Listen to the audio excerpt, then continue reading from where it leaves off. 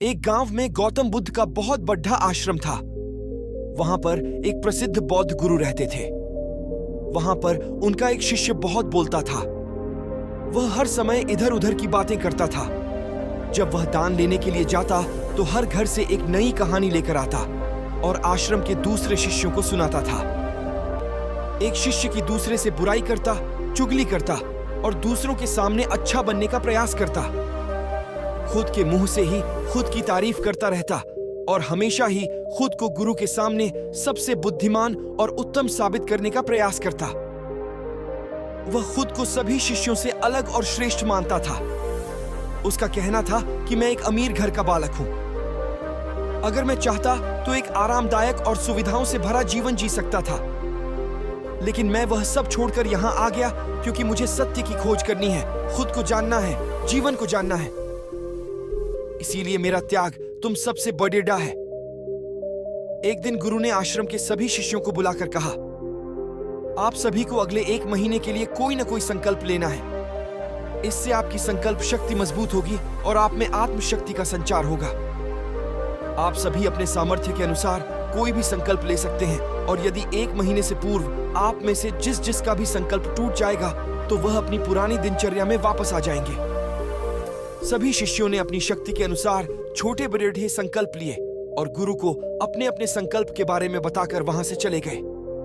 लेकिन वह शिष्य जो खुद को सबसे अलग और बड़ेड़ा दिखाना चाहता था, वह सीधे गुरु की कुटिया में पहुंच गया और बोला, मैं कोई छोटा मोटा संकल्प नहीं लेना चाहता, बल्कि खुद की ही जैसे एक बिडीडीढ़ा और महान संकल्प लेना चाहता हूं। कृपया आप ही बताएं क्या संकल्प लेना चाहिए। उसकी यह बात सुनकर गुरु मुस्कुराए और बोले, क्या तुम मेरे द्वारा दिए गए संकल्प को पूरा कर पाओगे? क्या तुम्हारे लिए उसे पूरा करना संभव होगा? शायद नहीं, वह तुम्हारे लिए संभव नहीं है। तुम उसे पूरा नहीं कर पाओगे, इसीलिए तुम खुद ही कोई संकल्प ढूंढो। शिष्य ने कहा, नहीं गुरुदेव, आप जो भी संकल्प मुझे देंगे मैं जरूर उसे पूरा करूंगा। गुरु ने कहा, ठीक है, तो तुम अगले 1 महीने तक चुप रहोगे, मुंह से एक शब्द भी नहीं निकालोगे। यही तुम्हारा संकल्प है। शिष्य ने कहा, गुरुदेव, यह भी कोई संकल्प है? यह तो बहुत ही आसान है। 1 महीने तक चुप ही रहना है। आप कोई बड़ा संकल्प दीजिए जो मेरी योग्यता के लायक हो, जिसे पूरा करने में मुझे समस्या हो। गुरु ने कहा, पहले तुम इस संकल्प को तो पूरा करके दिखाओ। शिष्य ने गुरु की बात मान ली और वह उसी समय चुप हो गया और पलटकर कुटिया से बाहर चला गया। उसे चुप रहना बहुत आसान लग रहा था। उसने एक दिन तो जैसे तैसे चुप रहकर काट लिया, लेकिन दूसरे दिन से उसके मन में ना बोलने का बोझ बढ़ने लगा। तीसरे दिन उसे भारीपन महसूस होने लगा और चौथे दिन उसके अंदर एक अजीब सी बेचैनी होने लगी, क्योंकि आसपास आश्रम के सभी शिष्य एक दूसरे से बातें कर रहे थे।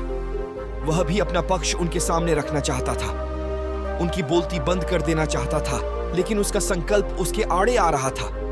इसीलिए वह पूरे दिन सिर्फ मुंह और आंखें बनाता रहता। इसी तरीके से कुछ दिन और बीते और वह शिष्य बीमार पड़े डीच गया।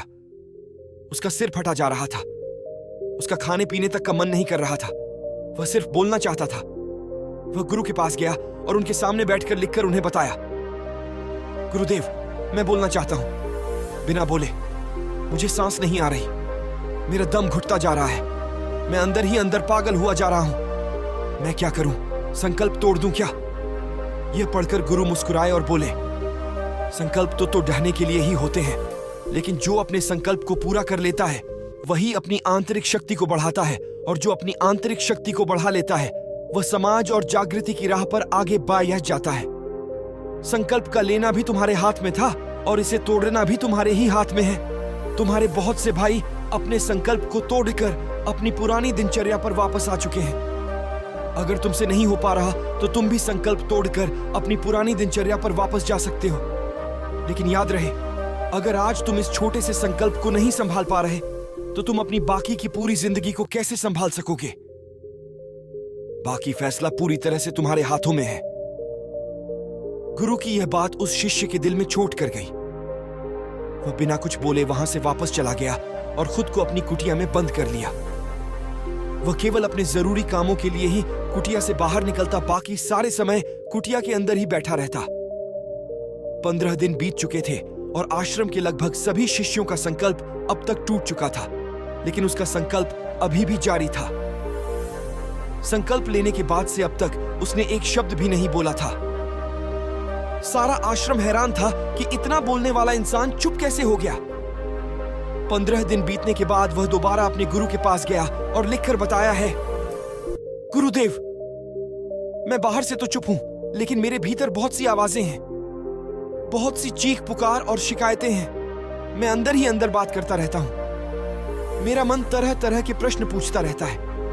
मैं बाहर से जितना मौन हूं, भीतर से उतने ही शोर शराबे से भरा हुआ हूं। क्या इस तरह से मेरा संकल्प अभी भी जारी है?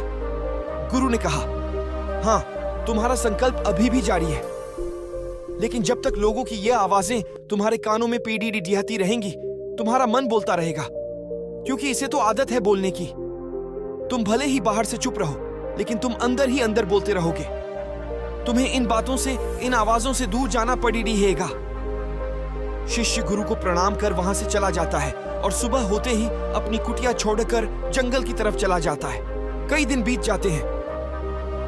संकल्प का समय भी पूरा हो जाता है, लेकिन शिष्य लौटकर नहीं आया। आश्रम में सभी को डर था कि कहीं जंगली जानवर ने उसे खा ना लिया हो। इस बीच उसे ढूंढने की बहुत कोशिश की गई, लेकिन वह कहीं नहीं मिला। सभी गुरु भाइयों ने मान लिया था कि जंगली जानवरों ने उसे अपना शिकार बना लिया है, लेकिन गुरु को ऐसा नहीं लगता था। एक दिन आश्रम का एक अन्य शिष्य गुरु के पास आया और बोला, गुरुदेव, हमारे उस अधिक बोलने वाले भाई के साथ क्या हुआ होगा? क्या जानवर ने उसे मार दिया होगा? गुरु ने कहा, हो सकता है कि जानवरों ने उसे अपना शिकार बना लिया हो, लेकिन उसके न लौटने की एक दूसरी वजह भी हो सकती है। शायद उसे वह मिल गया है जिसके लिए वह गया था। फिर शिष्य ने पूछा, गुरुदेव, क्या ज्यादा बोलना इतना हानिकारक होता है? गुरु ने कहा, इंसान के जीवन के बहुत सारे दुखों में से एक दुख यह भी है कि वह कभी चुप नहीं रह सकता।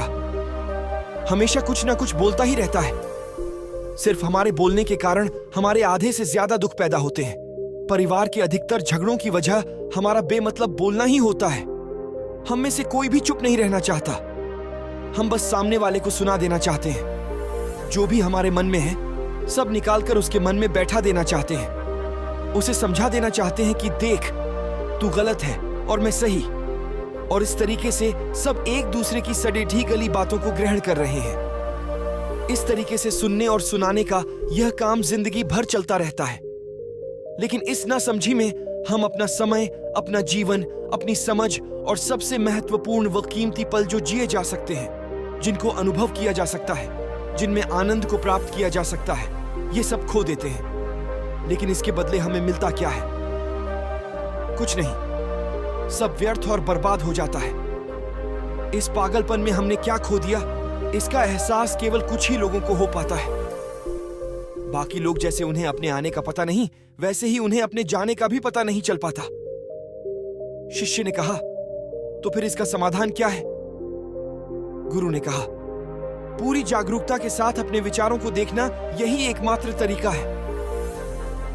सारी मानसिक समस्याओं का वर्तमान में रहकर चिंतन करना, पूरी जागरूकता के साथ अपना काम करना जिंदगी में चमत्कारिक बदलाव ला देता है। उसके बाद वह शिष्य गुरु से अपने प्रश्नों का उत्तर पाकर उनको प्रणाम करके वहां से चला गया। उस शिष्य को आश्रम छोड़ डाककर गए हुए 3 महीने का समय बीत चुका था, लेकिन उसकी कोई खबर न थी। अब तक तो सभी गुरु भाइयों ने भी उसके वापस लौटने की उम्मीद छोड़ दी थी। लेकिन एक दिन वह आश्रम लौट आता है। उसे देखकर सभी के आश्चर्य और खुशी का ठिकाना न रहा। लेकिन अब वह नहीं था जो यहां से गया था। वह कुछ और ही बनकर वापस आया था। उसके अंदर एक गजब का बदलाव महसूस किया जा सकता था। उसके चेहरे पर एक गजब का ठहराव और आंखों में बनी शांति थी। आश्रम में आते ही सभी गुरु भाइयों ने उसे चारों तरफ से घेर लिया और बातें करने लग गए। वह भी अपने गुरु भाइयों से बातें करने लगा। उससे बात करने वाले सभी ने यह अनुभव किया कि अब वह पहले जैसा उतावला और बातूनी नहीं रह गया था। उसके मुंह से एक एक शब्द बहुत ही सुलझे हुए और मधुरता के साथ निकल रहे थे। थोड़ी देर तक गुरु भाइयों से बात करने के बाद वह सीधा गुरु की तरफ चला गया। उसने गुरु के चरण छुए और कहा, गुरुदेव, क्या मैं अब भी मौन हूं? क्या अब भी मेरा संकल्प जारी है? गुरु ने कुछ देर तक शिष्य की आंखों में बड़े ध्यान से देखा और कहा, हाँ, तुम अब भी मौन हो। तुम्हारे मुंह से एक भी शब्द निकल नहीं रहा और तुम्हारा संकल्प अभी भी जारी है। शिष्य ने कहा, गुरुदेव, जब मैं आश्रम से गया तो मैं मुंह से तो चुप था, लेकिन मेरे अंदर बहुत सी आवाजें थी। मन में बहुत से प्रश्न थे और वह बंद नहीं हो रहे थे, तो मैं जंगल में चला गया, इस उम्मीद से कि वहां मुझे शांति मिलेगी और मेरे मन की बकबक कम हो जाएगी। लेकिन मैं जितना एकांत में जाता गया, मेरे अंदर की आवाज उतनी ही तेज होती गई। मेरे भीतर की पुरानी से पुरानी आवाज मुझे सुनाई देने लगी। तब जाकर मैंने महसूस किया कि मैं कितना गलत कर रहा था। जब मैं अपने परिवार वालों, दोस्तों को और गुरु भाइयों को बुरा भला कहता था, तो उस समय मुझे लगता था कि मैं सही कह रहा हूं। जब मैं गुरु भाइयों की एक दूसरे से चुगली करता था और उनका मजाक बनाता, तब भी मुझे यही लगता था कि मैं उनसे बेहतर हूं और मैं सही कर रहा हूं। लेकिन उस दिन मैंने पहली बार महसूस किया कि मैं कितना गलत बोलता था। काफी दिनों तक ये आवाजें, ये शिकायतें मेरे अंदर चलती रहीं, लेकिन धीरे धीरे करके एक दिन ये सारी आवाजें मेरे अंदर से समाप्त हो गईं।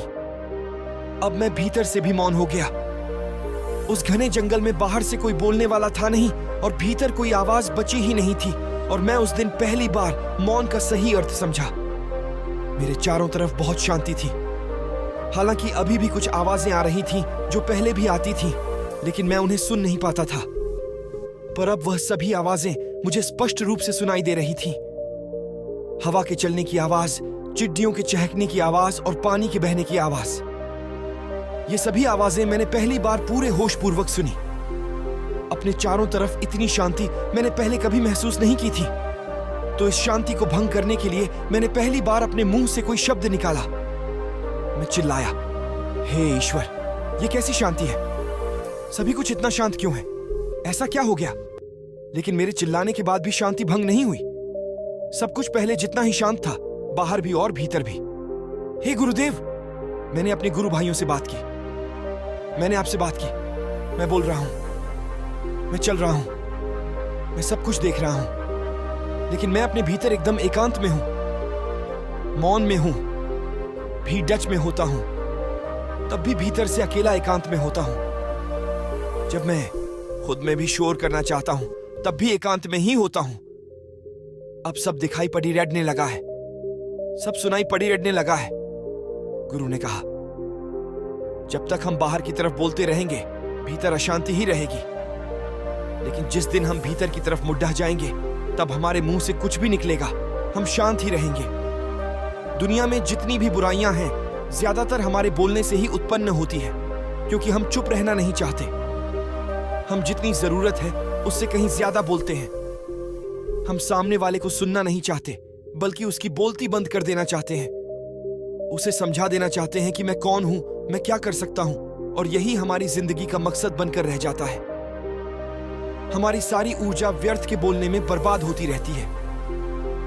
ऐसे ही समाज में लोगों का जीवन दुखों से भर जाता है, जो हमेशा एक दूसरे को सुनाने में लगे रहते हैं। कभी एक दूसरे को सुनना नहीं चाहते, समझना नहीं चाहते, और चुप रहना तो उन्होंने कभी सीखा ही नहीं, क्योंकि चुप रहना उन्हें छोटा महसूस करवाता है। दुनिया की सभी लड़ाइयों का कारण हमारा बोलना ही है। इसलिए हमें सिर्फ उतना ही बोलना चाहिए जितना जरूरी हो, क्योंकि व्यर्थ का बोलना ऊर्जा को नष्ट करना है, और यह बोलना ही हमें कभी अपने भीतर की ओर लौटने नहीं देता, क्योंकि यह हमें बाहर की ओर खींच कर रखता है, और बाहर है ही क्या इस संसार के अलावा। लेकिन अगर अपने भीतर के संसार की ओर मोड़ना है, तो इस मुंह को बंद ही रखना चाहिए। इसीलिए जितने भी बुद्ध हुए, आत्मज्ञानी हुए, वह सभी एकांत की ओर भागे, ताकि उन्हें ज्यादा न बोलना पड़ी दीजिए, ज्यादा सुनना न पड़ी दीजिए। वह एकांत में रहे और शांत रहे, इसीलिए आसानी से भीतर की यात्रा कर पाए। लेकिन अगर कोई चाहे तो इस संसार में रहकर भी एकांत में रह सकता है, शांत रह सकता है। लेकिन इसके लिए उन्हें अपनी ऊर्जा बचानी होगी, जिसे वह अब तक अपने व्यर्थ के शब्दों में बर्बाद कर रहे थे। दोस्तों, इस कहानी की सीख यही है कि व्यर्थ का बोलना ऊर्जा को नष्ट करना है। ज्यादा और व्यर्थ बोलना ही हमें अपने भीतर की ओर लौटने नहीं देता, क्योंकि यह हमें बाहर की ओर झुकाए रखता है, और जिन्हें भीतर की यात्रा करनी है, उन्हें अपने मुंह को बंद ही रखना चाहिए। मुझे उम्मीद है कि आपको ये कहानी पसंद आई होगी और काफी कुछ सीखने को मिला होगा। कहानी के बारे में अपने विचार आप हमें नीचे कमेंट बॉक्स में कमेंट करके बता सकते हैं। नमो बुद्धाय।